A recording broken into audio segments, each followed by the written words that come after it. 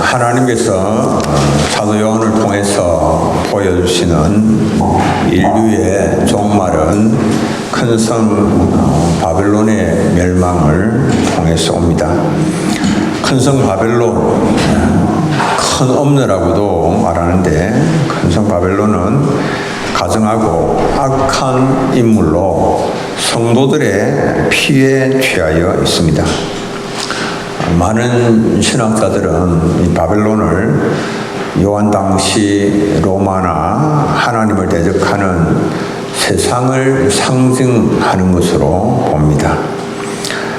큰 엄녀는 겉으로 보기에는 아주 화려하고 아름다워 보이지만 그러나 물질 만능주의 그리고 쾌락죄일주의 그리고 이기주의의 타락한 문화에 깊이 빠져 있습니다. 큰 성 바벨론이 큰 엄녀인 것은 하나님을 이렇게 버리고 세상과 음행을 하기 때문입니다. 세상을 섬기고 우상을 섬기는 것이죠.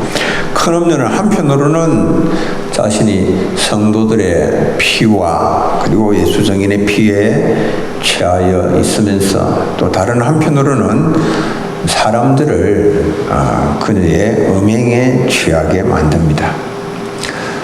성도들은 엄녀의 이런 유혹과 핍박이 있을지라도 세속에 자신을 물들게 하지 않고 끝까지 충성스럽게 복음 증인의 역할을 감당을 해 나갑니다.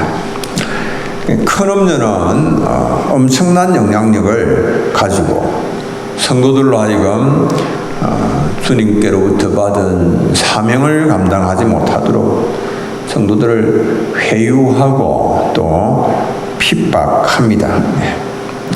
이 큰 엄녀의 사악함은 말로 다 할 수가 없을 정도입니다.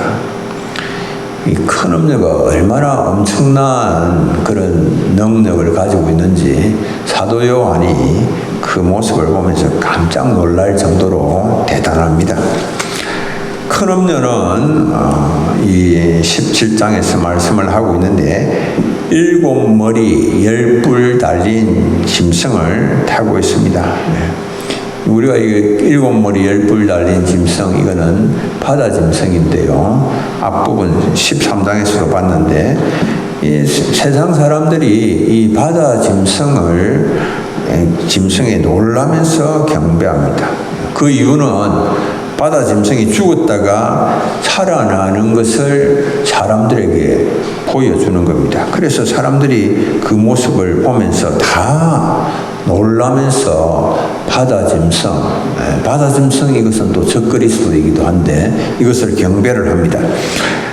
요한계시록 13장 3절로 4절에 그의 머리 하나가 상하여 죽게 된 것 같더니 그 죽게 되었던 상처가 나오매 온 땅이 놀랍게 여겨 짐승을 따르고 용이 짐승에게 권세를 주므로 용에게 경배하며 짐승에게 경배하여 이르되 누가 이 짐승과 같으냐 누가 능히 이와 더불어 싸우리요.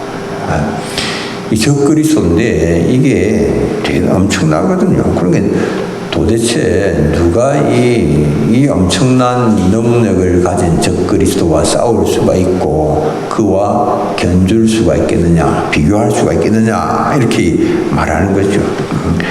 그렇게 아무도 적수가 없을 것처럼 보이는 것이 적그리스도입니다.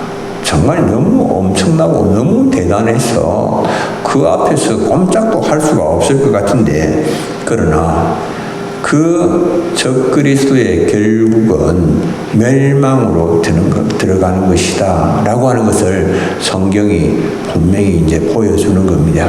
적그리스도가 나와서 막 활동을 하고 그래서 박해를 하고 우리를 두렵게 만든다 할지라도 그것의 결국은 멸망으로 들어가는 것이기 때문에 우리는 세상 사람들은 적그리스도가 막 죽고 다시 부활하기도 하고 놀라운 능력을 나타내 보이니까 그러니까 탐복을 하면서 그것을 경배하고 섬기고 하지만 그런 성도들은 그 적그리스도의 결국을 다 주님께서 보여주시고 알게 하셨기 때문에 그런 가운데서도 결코 마음이 흔들리면 안 되죠. 그래서 마음을 주면 안 되는 겁니다.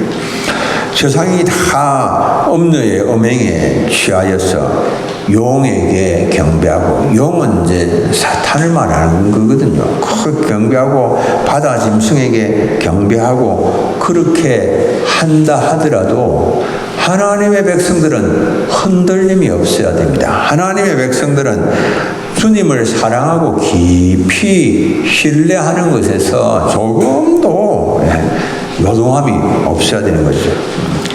성도들은 이 일곱 머리 열불 짐승 적그리스도입니다. 이 적그리스도가 행하는 놀라운 일들을 보더라도 하나님을 의지하는 그 마음에 조금도 균열이 생겨서는 안 됩니다. 그 마음이 조금도 흔들려서는 안 되죠. 하나님께서는 성도들을 한번 다루어 보십니다. 시험을 해 보십니다. 적그리스도로 인하여서 죽은 자가 일어나는 일이 있다. 적그리스도로 인하여서 눈먼 자 눈이 열려진다. 적그리스도로 인하여서 안전뱅이가 걷고 뛰는 그런 일들이 일어난다. 그런 일이 일어난다 하더라도 하나님은 너희들이 나를 사랑한다면 변함없이 그 마음의 요동함이 없이 끝까지 주님을 사랑하는 그런 마음, 변함이 없이 갈 수 있는지, 아니면 그런 모습을 보면서 야, 이거 내가 가는 이 길이 맞냐? 아니, 내가 지금 길을 좀 바꿔야 되는 거 아니야? 이렇게 이제 생각하면서 흔들리는지 그 여부를 하나님께서 보시고자 하시는 거거든요. 신명기 13장 1절에서 3절에 이런 말씀이 나옵니다. 너희 중에 선지자나 꿈꾸는 자가 일어나서 이적과 기사를 네게 보이고 그가 네게 말한 그 이적과 기사가 이루어지고 너희가 알지 못하던 다른 신들을 우리가 따라 섬기자고 말할지라도 너는 그 선지자나 꿈꾸는 자의 말을 성종하지 말라. 이는 너희의 하나님 여호와께서 너희가 마음을 다하고 뜻을 다하여 너희의 하나님 여호와를 사랑하는 여부를 알려하사 너희를 시험하심이니라. 하나님이 시험하신대요. 이런 적그리스도 거짓 선지자가 엄청난 그런 이적과 기사 그런 것들을 막 보여주면서 이제 우리가 하나님을 따를 그런 필요가 뭐가 있냐? 하나님을 섬길 필요가 뭐가 있냐? 나도 이렇게 엄청난 능력을 행하지 않냐? 우리가 이제 다른 신들을 섬기자 이렇게 말을 한다는 거죠. 하나님은 그런 일들을 통하여서 우리가 그런 놀라운 일들이 일어난다 하더라도 마음이 흔들림이 없이 끝까지 하나님만 섬길 수 있냐, 그것을 시험해 보고 싶어 하신다는 겁니다. 하나님께서 우리의 마음이 얼마나 주를 사랑하는지 시험해 보시고자 하실 때에 여러분들 주님 앞에 여러분들은 어떻게 고백을 하시겠습니까? 적그리스도와 거짓 선지자가 죽은 자를 일으키며 병든 자를 치유하며 이적과 기사를 나타내 보인다 할지라도 주님을 향한 저의 사랑은 변함이 없습니다. 이렇게 고백을 하실 수가 있겠습니까? 주님께서 그걸 원하시는 거예요. 엄청난 일들이 일어나고 기적들이 일어나지만 그럼에도 불구하고 나는 주님을 향한 나의 마음은 조금도 흔들림이 없습니다. 변함이 없습니다. 구약에 하박국 선지자가 있습니다. 유다왕 여호야김 시대에 활동을 했습니다. 당시 유다는 하나님을 떠나서 우상숭배에 빠져 있었습니다. 그런데 그에게 경고의 말씀을 전하는 두루마리 성경책을 여호야김, 그 당시 유다의 왕이 여호야김 왕인데 여호야김은 그 두루마리 책을 빼앗아서 그냥 불태워버리고 말았습니다. 하나님을 예배하기는커녕 그의 불순종, 불경건 이런 것을 지적하는 하나님의 말씀이 기록된 두루마리 책을 태워버리면서 하나님을 거역을 하고 대적을 한 것입니다. 그리고는 애국과 바벨론 이 사이에서 갈팡질팡하면서 이리로 갈까 저리로 갈까, 그 애국과 바벨론의 도움을 갖다 바치느라고 백성들에게 무거운 세금을 부과를 했습니다. 그로 인하여서 백성들이 세금으로 허리가 휘어지는 그런 고통을 겪는 가운데 있었지만 그 당시 귀족들 지배자들은 향락에 빠져 있었습니다. 이렇게 영적으로 깊은 어두움의 시대에 하박국 선지자가 활동을 하고 있었습니다. 그런데 그렇게 영적으로 어둡고 힘든 그런 시대에 있었지만 하박국 선지자는 하나님을 깊이 의뢰합니다. 그 어떤 상황에서도 그 마음에 변함이 없습니다. 하박국 3장 17절로 19절 우리 함께 한번 읽어볼까요? 비록 무화과 나무가 무성하지 못하며 포도나무에 열매가 없으며 감람나무에 소출이 없을지라도 나는 여호와로 말미암아 즐거워하며 나의 구원의 하나님으로 말미암아 기뻐하리로다. 주 여호와는 나의 힘이시니 나의 발을 사슴과 같게 하사 나를 나의 높은 곳으로 다니게 하시리로다. 제가 이걸 PPT에 못 띄웠네요. 이 하박국 선지자처럼 주변 환경에 상관없이 주변의 환경이 어떻게 변할지라도 절망적인 상황으로 변할지라도 하나님만을 섬기고 하나님만으로 인하여서 기뻐하는 삶, 이게 이제 하나님께서 원하시는 것이죠. 이런 것들을 하나님이 원하시는 중에 우리는 이 음녀의 정체가 뭐냐, 이 음녀의 정체성을 이제 살펴보게 됩니다. 성도를 핍박하고 해유하는 그 음녀의 정체. 음녀는 첫째로 큰 놀라운 능력을 가졌습니다. 음녀가 놀라운 능력을 가지고 있습니다. 그냥 음녀가 아니에요. 그냥 큰 음녀가 아닙니다. 그냥 큰 바벨론이라고 그렇게 하지 않습니다. 큰 음녀를 보고 사도 요한이 놀라죠. 그 능력이 대단하기 때문에 놀라는 겁니다. 천사가 묻습니다. 왜 놀랍게 여기느냐. 이 음녀가 보니까 예수 믿는 사람들의 피에 취하면서 땅의 임금들과 세상 사람들을 음행의 포도주에 취하게 만드는데 그 음녀 바벨론이 행하는 일들이 정말로 놀랍거든요. 정말 기적적이기도 한 그런 것입니다. 역사적으로 이 한번 음녀가 행하는 일들, 한번 이 사탄에 속하여 있는 무리들이 행하는 일들을 한번 보십시오.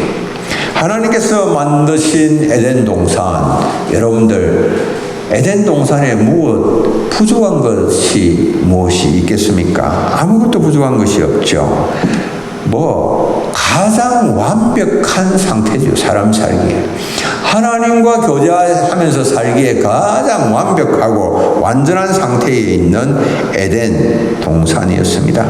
그런데 그 완벽한 상태에서 있는 아담과 하와를 하나님께 대하여서 거역하고 불순종하도록 범죄하게 만드는 것이 그게 이 뱀이지요. 뱀. 정말 조화롭고 완전한 상황에서 어떻게 이 아담과 하와를 거역하도록 그렇게 죄를 짓도록 만들 수가 있을까라고 하는 겁니다. 그 능력이 정말 대단하지 않습니까? 어떻게 완벽한 환경에서 불협화음을 만들어낼 수가 있을까라고 하는 겁니다. 어떻게 하나님을 배반하며 영원하신 하나님, 전능하신 하나님을 대적하도록 그렇게 만들 수가 있을까요? 그렇게 거룩하고 순결한 상황 가운데서 제약된 것들을 떠올리도록 만드는 그런 이 사탄이죠. 이 실력이 실로 엄청난 겁니다. 대단한 겁니다. 그런데 그 사탄은요, 가면을 쓰고 행합니다. 가면을 씁니다. 늘 가면을 씁니다. 네.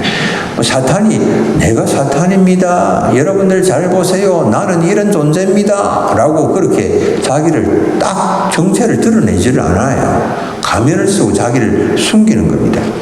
고린도후서 11장 14절로 15절 우리 함께 한번 읽겠습니다. 사탄도 자기를 광명의 천사로 가장하나니 그러므로 사탄의 일꾼들도 자기를 의의 일꾼으로 가정하는 것이 또한 대단한 일이 아니니라. 그들의 마지막은 그 행위대로 되리라. 아멘.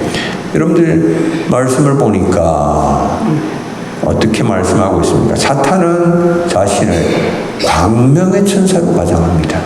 그리고 사탄의 일꾼들은 자기를 딱 가면을 쓰고 포장을 해내는데 어떻게 내느냐? 의의 일꾼으로 딱 가장을 하는 거예요. 그렇게 딱 모습, 의의 일꾼처럼 그렇게 보여주는 겁니다. 자기 본 모습을 숨기기 위해서 가면을 쓰고 행동을 하는 겁니다. 어떤 가면을 쓰고 행동을 하는가? 있는 모습 사탄 그대로 보여주지 않습니다. 이 사탄 마귀는 거짓의 압입니다. 모든 하는 말들이 다 거짓말입니다. 그런데 거짓말임에도 불구하고 사탄은 참의 가면을 쓰고 거짓말을 딱 진실처럼 말합니다. 거짓말을 진실처럼. 하나님의 말씀을 전하는 사람들이, 사역자들이 능력의 말씀을 자신의 영적인 둔함과 무지함으로 인하여서 제대로 드러내지 못할 때에 큰 염려는 거짓말을 마구 해대는데 그것을 진실처럼 말하는 거예요. 진실처럼. 그러면서 그 거짓말을 진실처럼 하면서 영혼을 사랑해 갑니다. 오늘 가면을 쓴 수많은 이단들과 거짓 교사들이 그렇게 교회를 자신들의 놀이터와 사냥터로 이용을 하고 있습니다. 딱 가면을 쓰고 나는 사랑이 많은 사람이다. 나는 당신들을 사랑한다. 나는 당신들을 이 거짓 가운데서 건져내기를 원한다. 가면을 쓰고 접근을 하는 겁니다. 부패하고 타락한 음료도 딱 보면요, 자신은 아주 아름답고 화려하게 그렇게 치장하지 않습니까? 성결의 옷을 입고 자신을 가장하고 매력적인 모습으로 자신을 포장하지 않습니까? 이기적이고 탐욕적인 음료는 자선의 가면을 딱 씁니다. 아주 이기적이고 탐욕적이면서도 이 가룟 유다는 그걸 300데나리온이 되는 그것을 팔아서 가난한 사람들을 도와주었다면 얼마나 더 좋겠느냐. 자선의 가면을 쓰고 나타나는 거죠. 음란한 음료는 가장 마귀적인 행동을 경건의 가면을 쓰고 그렇게 행하는 겁니다. 경건한 사람들을 핍박할 때는 이 박해자들은 어떤 가면을 쓰는가 하면 종교의 이름으로 재판소를 만들어서 종교 재판을 해서 그들이 죽일 죄인이다라고 그렇게 몰아가는 겁니다. 그러면서 지하 감옥을 세워서 거기에 가두고, 하나님이신 예수 그리스도를 십자가에 매달 때도 예수 그리스도를 하나님이신데 그분을 신성모독죄라고 하는 제목을 걸어서 예수님을 십자가에 매달았다라고 하는 겁니다. 그러므로 우리는 사람들의 겉모습만 보면 안 됩니다. 사람들의 겉모습은 자기를 얼마든지 가면을 쓰고 나타나기 때문에 겉모습을 보고 판단을 하면 안 되는 겁니다. 상대방의 옷차림새를 보고 상대방의 입에 말린 말만 듣고 그 겉모습으로 다른 사람을 판단하면 큰 음녀의 속임수에 우리가 빠질 수가 있다라고 하는 겁니다. 겉을 보지 말고 그러므로 속을 보는 훈련을 해야 됩니다. 속을 봐야 됩니다. 속을. 음녀의 겉을 보면 자줏빛과 붉은 옷을 입고 화려한 옷을 입고 금과 보석과 진주로 치장을 하고 그리고 금단을 가진 매력적인 모습을 하고 있습니다. 그 모습을 보고 홀딱 반해서 넘어가면 음행에 빠질 수밖에 없는 것이요. 그러나 그 속에는 음행의 더러운 것들과 가증한 것들로 가득 차 있습니다. 겉이 아니라 그 속을 볼 수가 있어야 됩니다. 그러나 어떤 사람들은 겉으로는 정말 연약한 모습을 하고 있고 겉으로는 장애로 인하여 고통받는 모습을 하고 있지만 속을 들여다보면 누구보다도 아름답고 예쁜 모습, 속사람이 그런 사람들도 있습니다. 여러분 그걸 우리가 볼 수 있어야지 겉만 보고 따라가다가는 사탄의 속임에 다 넘어가는 겁니다. 주님은 마음의 중심을 보시는 분이십니다. 사무엘상 16장 7절 여호와께서 사무엘에게 이르시되 그의 용모와 키를 보지 말라. 내가 이미 그를 버렸노라. 내가 보는 것은 사람과 같지 아니하니 사람은 외모를 보거니와 나 여호와는 중심을 보느니라. 하나님은 중심을 보십니다. 우리가 하나님의 자녀로서 우리도 그러해야 됩니다. 외모로 사람을 취하지 말고 속 사람의 아름다움을 보시고 그것을 소중하게 여기시는 우리 사랑하는 성도님들 되시길 바랍니다. 두 번째, 큰 음녀의 끝은 비참합니다. 시작과 끝은 비참합니다. 우리가 대단한 능력을 가진 것 같고 엄청난 일을 행할 것처럼 그렇게 보이지만 그 끝은 비참합니다. 큰 음녀가 타고 있는 짐승에 대하여서 이렇게 말씀합니다. 오늘 읽은 17장 8절에 내가 본 짐승은 전에 있었다가 지금은 없으나 장차 무적행으로부터 올라와 멸망으로 들어갈지니 땅에 사는 자들로서 창세 이후로 그 이름이 생명책에 기록되지 못한 자들이 이전에 있었다가 지금은 없으나 장차 나올 짐승을 보고 놀랍게 여기리라. 우리는 그런 것을 보고 놀랍게 여기면 안 됩니다. 그런 것을 보고 우리는 놀랍게 여기는 것이 아닙니다. 적그리스도의 세력은 계속적으로 나타납니다. 적그리스도의 세력은 이전에 있었다가 지금은 없으나 장차 또 나타납니다. 과거에 다섯이 망하였고 지금은 없고 앞으로 나타난다라고 말을 합니다. 역사 속에서 적그리스도가 나타났거든요. 그래서 하나님을 대적하고 성도들을 핍박하고 하나님을 섬기지 못하도록 적그리스도들이 계속적으로 역사하죠. 계속적으로 나타났다가 지금은 나타나지 않다가 좀 있다가는 이제 무저갱으로부터 올라와서 마지막 때에 적그리스도가 나타나서 결정적으로 교회를 또 핍박하고 박해를 한다, 이렇게 말씀합니다. 사도 요한이 본 짐승은 전에 있었다가 지금은 없지만 앞으로 나타납니다. 전에 있었다라고 하는 말은 과거에 적그리스도가 활동했다라고 하는 말이죠. 그런데 이 적그리스도가 지금은 없지만 장차는 또 나타납니다. 종말에 적그리스도가 교회를 맹렬하게 그래서 공격을 합니다. 과거에 나타난 이 적그리스도의 중에 하나가 안티오쿠스 에피파네스입니다. 헬라 왕이었습니다.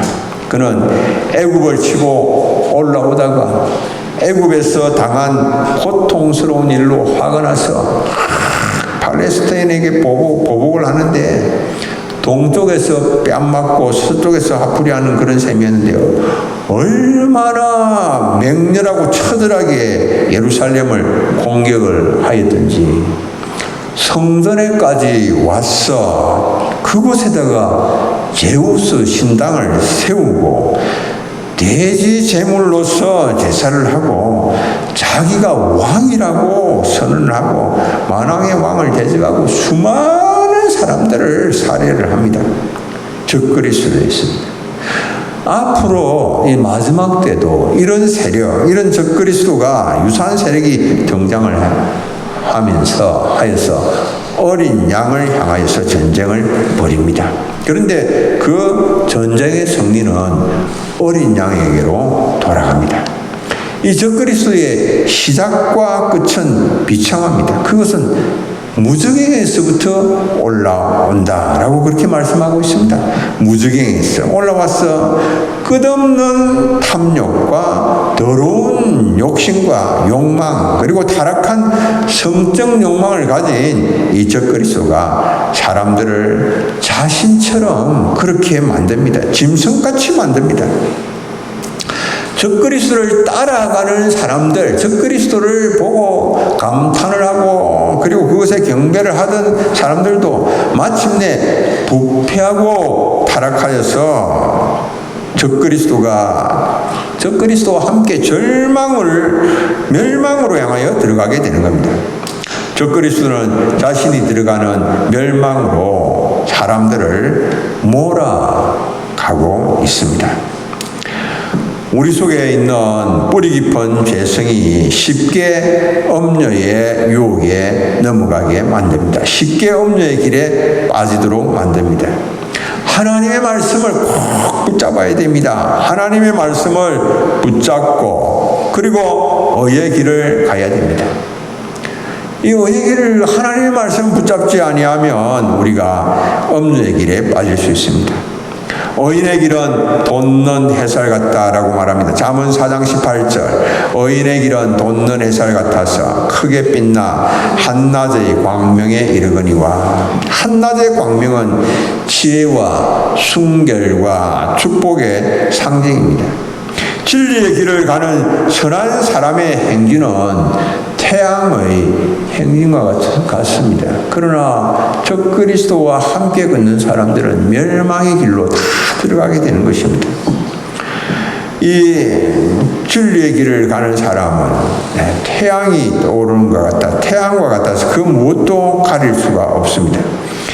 2차 세계대전이 한창이던 1944년 12월에 연합군이 독일군에 이제 막 빠지로 이제 독일군을 숨통을 끊기 위하여서 작전을 하나 수행을 했습니다. 그런데 이 작전이 빗나가게 되는 일이 생깁니다. 어떻게 이런 빗나가게 되는 일이 생기는가 하면 독일군이 그 작전을 이렇게 무너뜨리기 위하여서 반대로 이제 이렇게 적진에 침투를 해서 연합군 지역에 침투를 해서 연합군의 작전을 저지하는 작전을 수행을 합니다. 저지하는 작전을 수행을 하는데 그게 뭐 대단히 큰 그런 것이 아니고 몇몇의 이제 군인들이 연합군 지역에 침투를 해서 심한 폭우가 내리는 그 밤에 여기저기 막 돌아다니면서 연합군이 세워놓은 그 방향 표시판들을 막 돌려놓는 거예요. 방향 표시판을 돌려놓으니까 그러니까 여기 연합군이 잘못된 그 방향을 향하여서 진격을 하게 되고, 그리고 결과적으로 그 진격을 지연시키는 그런 일이 발생을 한 것이죠. 네. 우리가 신앙의 표지판을 바로 세우는 일이 너무 중요합니다. 신앙의 표지판을 딱 세워야 됩니다. 엄녀의 길로 탁 우리가 행하게 되면 엄녀와 함께 멸망으로 들어갈 수밖에 없다라고 하는 이 사실 기억을 해야 됩니다. 진리의 말씀으로 신앙의 표지판을 바르게 세워서 영생의 길로 나가야만 하는 것입니다. 우리가 이 마지막 때에 이제 보면서 엄녀가 대단해 보이지만 그러나 그 엄녀는 무저에서 올라와서 멸망으로 가는 것이고, 그 엄녀가 행하는 일에 마음을 빼앗기고 그와 함께 가다가는 짐승의 표를 받고 그와 함께 가다가는 다 멸망으로 향하여서 내리막길 치는 돼지떼가 그 바다를 향하여 내리막길 치면서 다 죽음에 이르는 것처럼 마지막 그렇게 죽음에 이르게 되어지는 겁니다. 마지막으로 이 큰 엄녀의 상태는 모래 위에 지은 집과 같은 것입니다. 예, 큰 엄녀. 큰 엄녀의 상태, 그거는 불안합니다. 예. 이 요한계시록 17장 11절에 전에 있었다가 지금 없어진 짐승은 8채 왕이니 7 중에 속한 자라 그가 멸망으로 들어가리라, 이렇게 말씀을 하고 있는데요. 이 엄녀들의 의미가 7머리 가진 10뿔 가진 짐승 위에 앉아 있죠. 그러니까 이 큰 엄녀 바벨론이 적그리스도의 후원을 받는다라고 볼 수가 있는 겁니다. 그런데 오늘 우리가 읽은 이 9절과 10절은 짐승의 7머리를 7산이다. 그리고 또 7왕이다. 이렇게 말을 하고 있습니다. 7머리가 7산이고 7머리인데 7산은 로마가 세워진 그 7 언덕을 가리킨다라고 성경 해석가들은 말을 하고 있습니다. 그 7 왕 중에 5은 지나갔습니다. 그리고 하나는 남아있고 하나는 장차 임하게 된다라고 말합니다. 이 왕으로서 나라를 상징하는데 과거에 지나간 5 나라, 사도 요한 전에 이미 지나간 5 나라가 애국과 아수르, 바벨론, 그리고 메데파사, 그리스, 이 5 나라를 지칭을 합니다. 그리고 로마 제국 황제가 6채가 되고, 그리고 로마 교황 세력을 7번째, 그리고 마지막에 나타날 적그리스도, 지금은 없지만은 마지막 때에 종말에 나타날 적그리스도를 8채로 보고 있습니다. 상당히 이 부분은 난해하고 어려워서 어떤 신학자도 이 부분에 대하여서 완벽하게 해석하거나 설명을 하지 못하고 있기는 합니다. 그런데 이제 이 적그리스도를 이렇게 7머리를 7산이라 7왕이라 이렇게 말하는데 적그리스도가 그렇게 대단해 보인다라고 하는 말이죠. 7산처럼 적그리스도가 강해 보이고 일곱 왕들처럼 힘있어 보이지만 그러나 그것이 영원하지 않다라고 하는 것입니다. 그것이 끝까지 안정적으로 가지 못한다라고 하는 거예요. 그것 적그리스도를 붙잡고 있으면 아무런 어떤 상황에서도 염려가 없을 것 같고 큰 도움이 될 것 같고 안전할 것 같지만 결코 그렇지 아니하다라고 하는 겁니다. 그 세력은 적그리스도의 세력은 영원하지도 아니하며 그것은 변화무쌍한 것이며 과거에는 있었지만은 지금은 없고 과거에는 있었는데 지금은 없고 막 또 떠올랐다가 또 사라지는 것이 적그리스도입니다.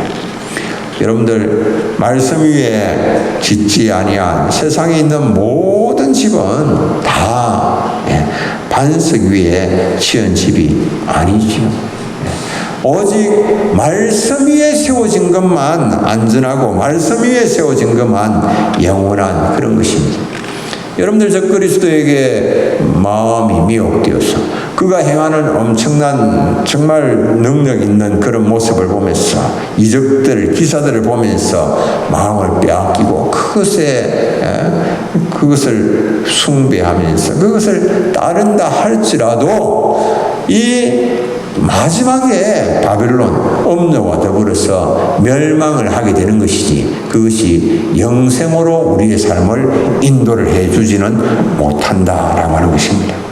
반석 위에 집을 짓는 것은 어떻게 하는 것입니까? 하나님 아버지의 뜻대로 하나님의 말씀을 붙잡고 살아가는 것입니다. 우리 주변에서 어떠한 놀라운 일들이 나타나 보인다 할지라도 그것에 마음 두지 아니하고 오직 하나님 말씀 붙잡고 살아가는 것. 입으로 주여 주여 하는 게 아닙니다. 말씀 붙잡고 사는 것입니다. 마지막으로 마태복음 7장 24절 우리 함께 한번 읽겠습니다. 누구든지 나의 이 말을 듣고 행하는 자는 그 집을 반석 위에 지은 지혜로운 사람 같으리니. 아멘. 하나님의 말씀 붙잡고 하나님의 말씀 순종하심으로 인하여서 영생의 길, 의의 길 걸어가시는 우리 사랑하는 성도님들 다 되시길 바랍니다. 우리 찬송 한 장 부르겠습니다. 348장